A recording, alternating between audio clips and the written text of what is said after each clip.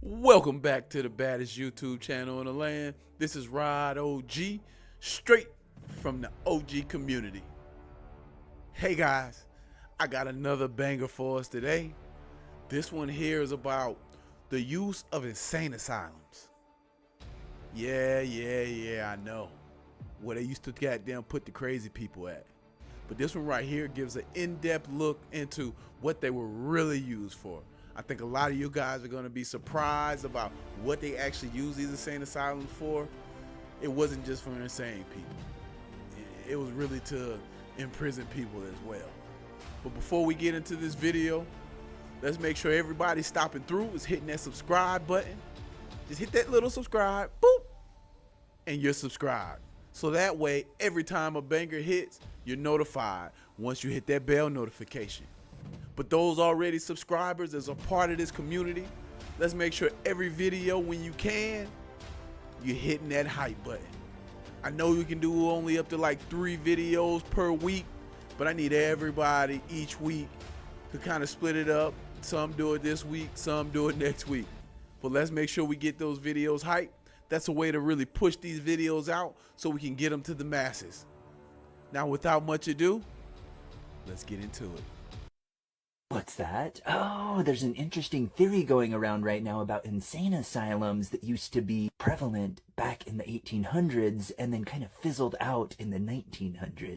Tell me more! Yeah, what this theory is that people figured out what this planet was and what is actually going on in this planet. And so those people were considered insane. They were put in these insane asylums until over time people didn't know what was going on anymore, so they stopped making. But the interesting thing is people are starting to wake up to certain things nowadays, and certain crazy information has come out recently with certain files. There is the drop of saying that we need to start releasing information about UFOs and aliens. Certain people are going missing that know information about this stuff, such as scientists and aerospace engineers. And when all of this information is coming out, now they're saying we need to start making insane asylums again, and that people are going to start being put in them again. Okay. What if the insane asylums from the 1800s weren't built for insane people at all? Think about it. People always say, if there was a reset, wouldn't everyone have known? But what if the people who did know were labeled insane? In the 1800s, all across America and Canada, massive insane asylums started appearing. Huge buildings, massive stone structures, some of the biggest buildings in the entire country at the time. But here's the strange part. Many of these cities were just being founded. So where did all of these insane people come from? And how did they know there would be so many of them that they built entire castle-like complexes to hold them? Look at the Central Lunatic Asylum in Ohio. It looks more like a fortress than a hospital. Look at the Columbia State Hospital. At one point, it was the largest building in the United States. And then there's St. Vincent Hospital in St. Louis. They say it was built in 1 year. 1 year in the 1800s. With that architecture. So you have to ask yourself, were these buildings really made to treat the insane? Or were they made to silence people who remembered a world that no longer existed? Between 1850 and 1870, insane asylum populations in America increased by 55%. The population only grew by 22%. Where did all these insane people suddenly come from? The census recorded 15,619 people insane in 1850. By 1870, it was 37,432 insane, more than double the amount previously recorded. That's not gradual, that's an explosion. And the diagnoses? Vague, melancholia, confusion, mania, just labels that justified locking people away. This spike happened right after the alleged mudflood period, right when Tartarian buildings were being demolished and history was being rewritten. What if these people weren't insane? What if they remembered? They remembered a different world, different architecture, different technology, a civilization that didn't match the new official story. So they were institutionalized, removed, silenced. New York built the Willard Asylum in 1867, 1,100 beds, filled immediately. Utica Asylum opened in 1844 with 600 beds, also filled. They weren't treating mental illness. They were erasing memory. And when you remove that many adults in 2 decades, you create a crisis, a generation of children with no parents. And the 250,000 orphans they created, that's even darker. Then came the orphan trains. Make sure to follow for that one. That this is going on and on and on. There were so many orphan operations going on in the mid-1800s because this was how they were repopulating these cities. So where were all these kids' parents? Is this where a lot of our families originated from? Is this why the family trees in the USA almost all end around the same time period? We are told hundreds of fire stories through the first 52 episodes. We know that that is the key, and the nod, that it's a building that was constructed by the previous civilization. The St. Mary's Orphan Asylum. For anyone wondering where the parents of these orphans were, you might want to check the other asylum, the insane asylum, because they were not going along with the reset. Here's a graph showing that the insane asylums are disappearing over time, and I wonder why. Good thing they cared so much about us in 1955 and 1965, because surely that was the fix. Oh, it wasn't? And then a fire had devastated the St. Mary's Orphan Asylum in 1875. If anyone is still on the fence, there is room over here to get off the fence. And honestly, who would want to sit on top of a fence anyway? So we have Ohio, Baltimore, Texas. We have all these towns and cities being repopulated. Brand new people, brand new social structures, brand new mindsets, and resetting what people are taught. This all happened around 150 years ago. So this is all very new. This isn't thousands of years ago. Then we have another very interesting aspect of this in Germany during this same exact time period. And remember, we also have good old Joseph from earlier, also from Germany. So here we are given the Kinderbewahrenanstalt. And if I pronounce that wrong, I hope you all understand. This is where we are given kindergarten, another tactic to teach children the brand new social structures. What better way to trick people? Take them out of their family's home and tell them what to think, and then test them on it. Failing the test will then lower your self-esteem, putting a social pressure on children to agree with this new way of thought, or they will be called dumb and get an F. This is an operation. It's all connected, and it's designed to enslave the world's population. Year after year, we are all taught a false narrative. We've all been brainwashed into thinking that you are either smart or dumb, based on a curriculum that holds zero value in the real world. Now, who knows if this Frederick Froebel was even a real character, but they do admit that kindergarten starts in Germany around the exact same time period that we're talking about, the mid-1800s. So I wanted to tie it all in with the rest of the world. This is a worldwide operation. This is not just the USA.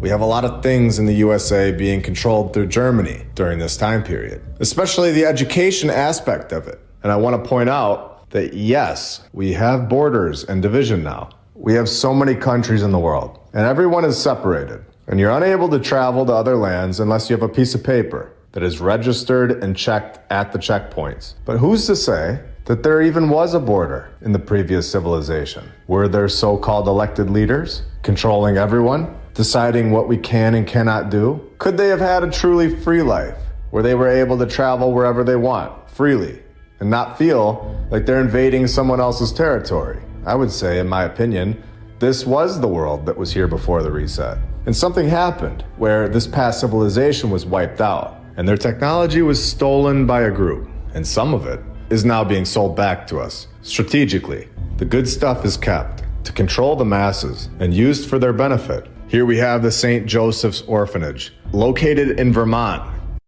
It would be a very smart tactic if you wanted to change the mindset of a group or a mass of people. You take the parents, because we all know it's easier to teach children. So you take the parents, you remove them. Now you have kids with a blank slate.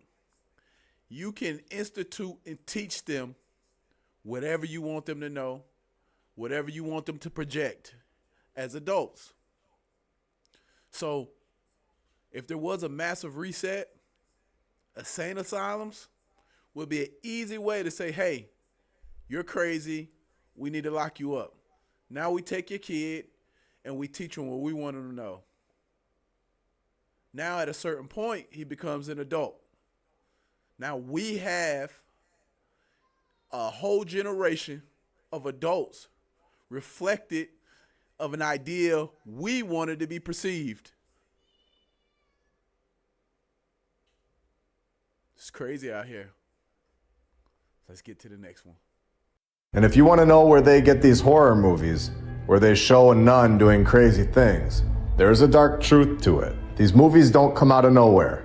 They come from the last 150 years. Here in Vermont, in the mid-1800s again, thousands of children came through its doors. If you want to demoralize, control, and manipulate a new population, make them completely forget their past and never question what they're told, you would make them suffer. You would take them from their families, and you would ruin their mind at a young age. This is exactly what happened in the wars, where all men between ages 21 to 45 were required to fight in World War I, which was in 1914 to 1919. 2.8 million men drafted, 2 million volunteered, where you get the term shell-shocked or mentally confused. You can look at the shell-shock videos on X. I'm not going to show that here. But talk about destroying minds and making sure that the population is unable to focus on finding the truth. So we have millions of people in wars. We have more than 5 million American children passing through the orphanage system in the 1900s alone, hitting its peak in the early 1900s. So it began in the mid-1800s and really ramped up to populate these cities.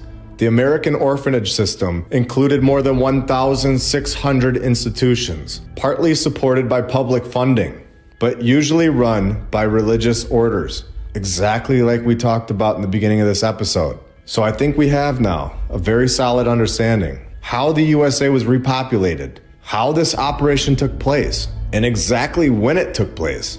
I think that we now have factual evidence as to when this reset really happened. And I think that every episode that is released makes episode 10 and 38 stronger and stronger, giving us more and more proof to our true history. What if a genealogist discovered that a closed psychiatric asylum never actually shut down, but became something far more sinister? Anastasia Walsh was researching family records when she found something impossible. Patient files from Millbrook Asylum, supposedly closed for 20 years. But the dates were recent, very recent. The files revealed a chilling pattern: missing journalists, vanished county officials, disappeared federal investigators, all listed as psychiatric patients under false names. Their real crime? Getting too close to a massive corruption network. Instead of killing witnesses, the network found a better solution: drug them into compliance, erase their memories, declare them mentally incompetent. The asylum staff genuinely believed they were treating sick patients. They had no idea they were participating in the perfect elimination system. What if the most effective way to silence someone isn't murder, but making them forget who they ever were? The ultimate disappearance, hiding in plain sight. There's no way. You're claiming you snuck in one of the most secretive facilities in the whole world? Yes, and this facility isn't about UFOs or advanced aircraft. It's something much darker. We're talking creature containment. Creature containment? Like cryptids? Are we talking about Bigfoot and skinwalkers? Not just Bigfoot. Imagine every urban legend you've ever heard of. Wendigos, skinwalkers, Mothman. They're real, and the government is holding them in this facility. It is not just that they're experimenting on them, studying them. They're trying to weaponize them. Hold up. You're telling me that these cryptids, these creatures of legend, actually exist, and they're locked up in some desert compound? Yes, and many others you've never heard of and probably never will. It's a little known facility deep in the Nevada desert, not far from S4, commonly known as Area 51, but it's not on any map. It's called Project Asylum. I can't disclose how I managed to get inside. I'll say this journalist friend tipped me off. Once I was inside, what I saw was horrifying. Rows of containment cells, each holding a different creature. Some of them looked like they've been there for years, maybe even decades. All types, all sizes. Some looked fragile and frail. Others were dangerous and monstrous. It's strange. For thousands of years, there were no asylums. Then, suddenly, around 1800, every country decided people had gone insane. Within 50 years, America built over 100 psychiatric institutions. England, France, Germany, the same pattern. No slow evolution, no prototypes, just boom. a global epidemic of madness, conveniently arriving right after the Industrial Revolution. They said it was moral reform, that we needed walls to contain the broken minds of society. But I wonder, what if those walls weren't built for the insane? What if they were already there? Take Morristown State Asylum, New Jersey. Opened in 1876, they claim it took just 5 years to build. Look at it. Granite arches, Corinthian columns, perfectly aligned stonework. You don't throw that up with horse carts and pickaxes. They credit Samuel Sloan, the same architect linked to prisons and courthouses. But there's a small problem. Some of his buildings were finished before he even turned 15. Maybe Samuel Sloan wasn't a genius. Maybe he was a name, a placeholder to explain a building that had no origin story. The nation was shocked to learn that the federal government sponsored radiation experiments on human subjects without their consent.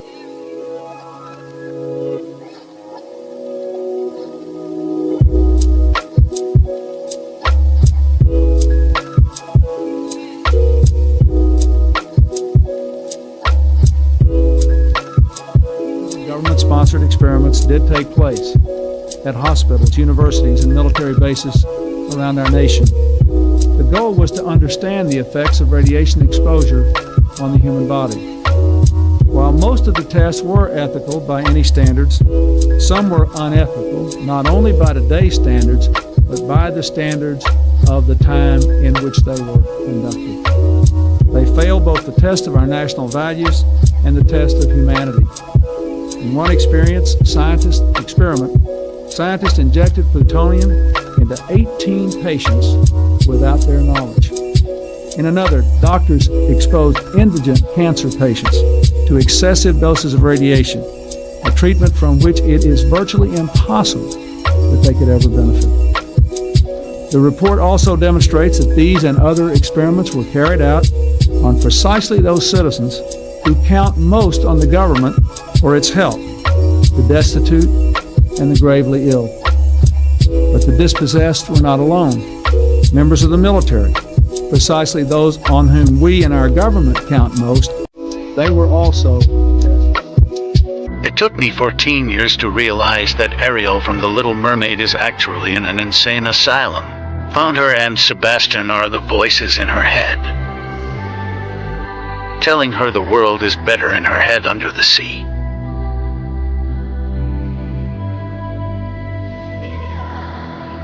But Ariel wants to be a part of the normal world.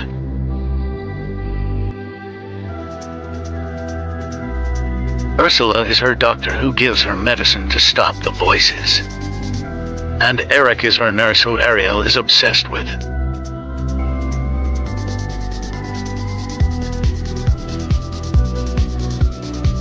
Ariel's room has ocean wallpaper, so she truly believes she is a mermaid. And she lived in this fantasy for so long that she cannot communicate normally, which is why she cannot speak.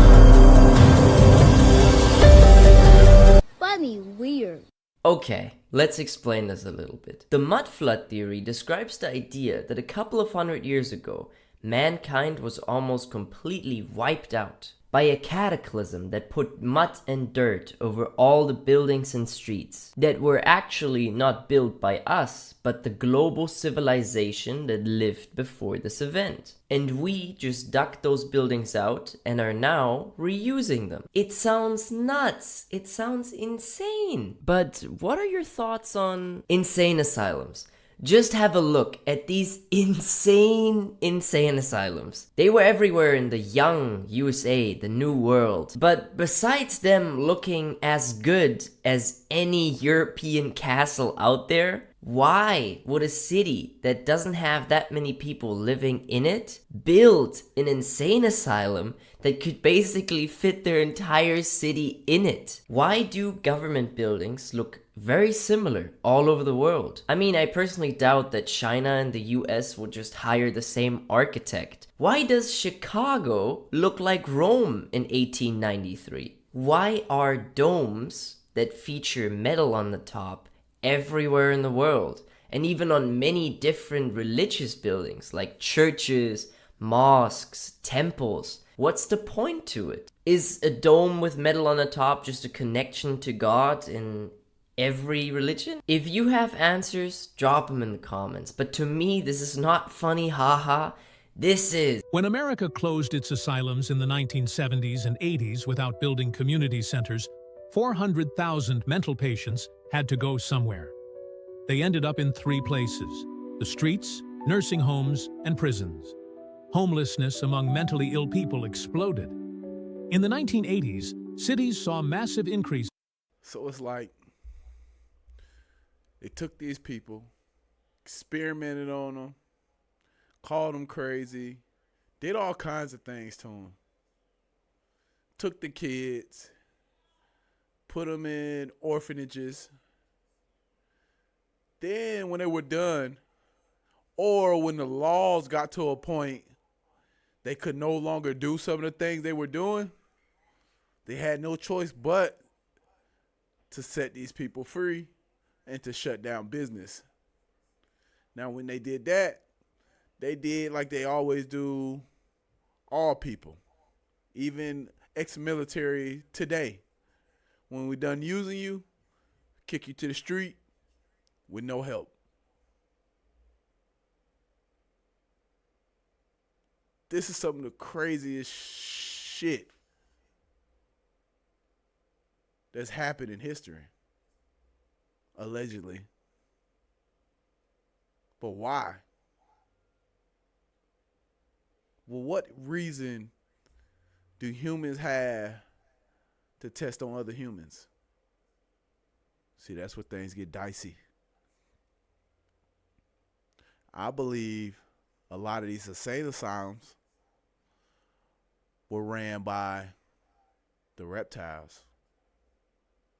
There was an easy way to torture, poke and prod at humans, figure out what makes us tick. To say, hey, he's crazy. Put you in this big building where they can legally do anything they want. Any kind of test. People don't even know really what happened to a lot of these people. So many people died in insane asylums. Bloodlines were wiped out in insane asylums. Allegedly. It's crazy. Was this just another tactic of the reptiles and aliens to test on us? Then they separated our kids and tested on them in orphanages and tortured them.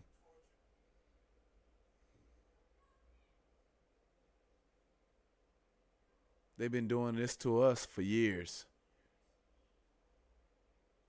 Now let's get to the main part.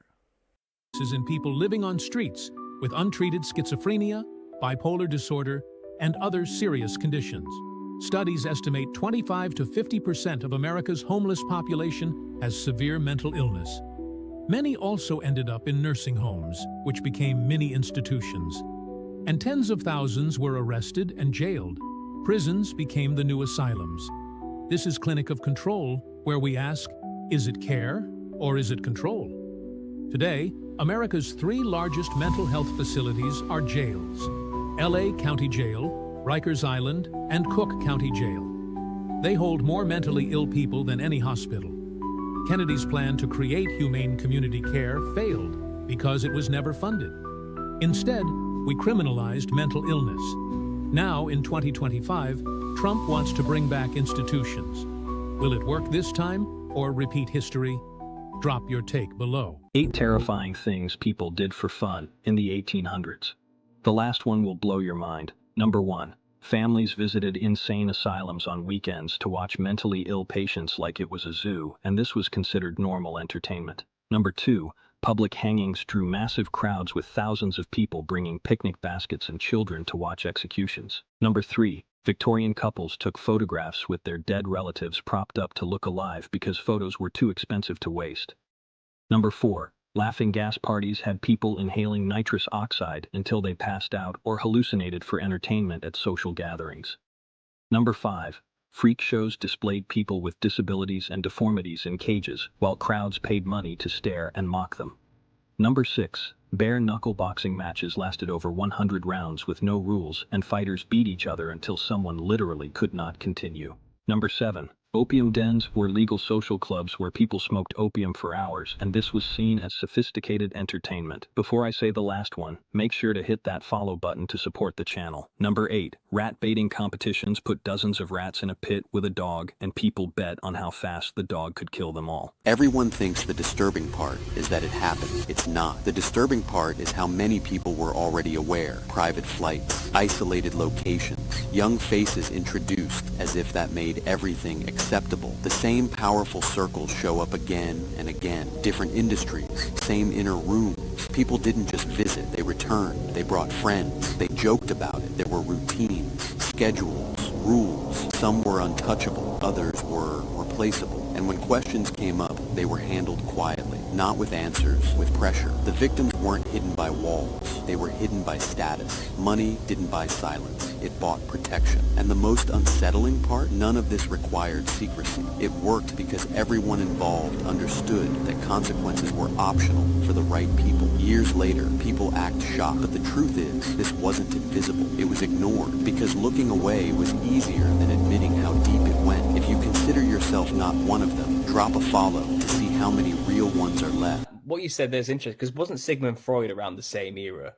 And he was, late I believe, I believe he was also, again, accusing people of going insane due to religious fervor. That was like the number one reason for putting people in insane asylums, religious insanery. Yeah. And if you think about the timing, you know, if these were people in these insane asylums, for example, in 1860, are still then being described as people who lived during a golden age, they claim, where everything was perfect. Mm-hmm. Are these people, are they being locked up in insane asylums for long periods of time? Because you remember that article I sent you concerning the saints and the insane asylums? Mm-hmm. Mm-hmm. So this is the Greensboro Patriot article, and it's from 1868, I believe. And there's a very interesting passage in this article, and this is what it says. It's highlighted in yellow right there. So I'm going to send it to you, so maybe you could post it up here. But it says, lunatics had their golden age before laws were made, when they wandered forth at large and were revered as saints or partaking of something holy or divine. But with laws and civilizations, their iron age began. What does that even mean? Wait, read that again? Read that again, yeah. Right, so this article or newspaper is from the 1800s, the 1860s. Lunatics had their golden age before laws were made, when they wandered forth at large and were revered as saints or partaking of something holy or divine. But with laws and civilization, their iron age began. So the lunatic they're referring to in this article is the insane asylum people. I don't know why they specifically said this in the article, but yeah, it's very weird. It's at the top of the title. It says the treatment of lunatics, and it just like goes into their treatment, I guess. And then it says that this weird passage right here. And then there was 150,000 people locked up in insane asylums in 1900. When if you think about 250,000 orphans in America, you have 150,000 people in insane asylums. Yeah, to me, it's like something obviously massive happened, and it could have been when Satan was let loose. And then you have the remnants of those people, was like the people who wouldn't shut up about it got locked up, their kids got taken away. And then these kids got shipped around all around, obviously America, and probably all around the world to repopulate these places. It feels like, I mean, just based on the pictures, yeah, you see aristocrats. I mean, everybody's dressed so well. Everybody looks so good walking around. So these were like the people who said, well, we're not working in the factories. Let's go put those kids in there. And again, these kids are reprogrammed. Then you get right into like the Rockefeller school system that we've got. And anybody who talked about that stuff, obviously they locked away or offed. So, I mean, I think that it could be, there must have been some kind of obviously real shaking of this place. Like, it all kind of lines up to the narrative. Only religious nuts belong in the insane asylum. These crazy people, you know. Well, you could still even have some remnant of the people, and they're still telling their kids about it, and they're still growing up, and they're still saying, no, this is not right. Like what they're trying to tell people, it's not true. Mm-hmm. And so so like obviously you could have a generation past that, but then the next generation, it's like the kids of the parents who told them about all the things before, they're not going to say anything because they see what happens to people who do. Mm-hmm. You know, so people out of fear, obviously, to get locked up and go to shock therapy and all that stuff. Like, is it worth it to fight the narrative? Probably not. I mean, it only takes about 4 generations to completely erase history anyway. Rewrite the school books, you know, probably less. Yeah, probably maybe 2 or 3, to be honest.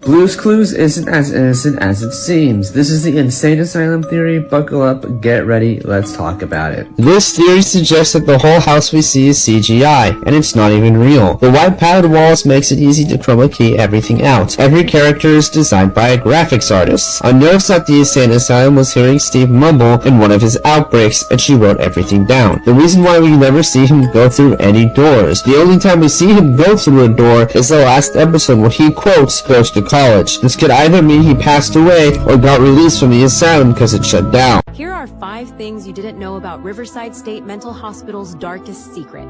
First, patient files revealed that over 200 people marked as transferred were actually murdered and cremated on site. These weren't random deaths. The patients killed were specifically chosen because they had... When it comes to people, one thing is for sure. Nothing is ever as it seems. That's why I say question everything. How many families, how many kids were ruined because of insane asylums? People cannot be trusted to do the right things. There's always going to be a group of people who want to take advantage of people and do harm to them and move as if they're untouchable because of a certain status or a certain dollar amount in their accounts.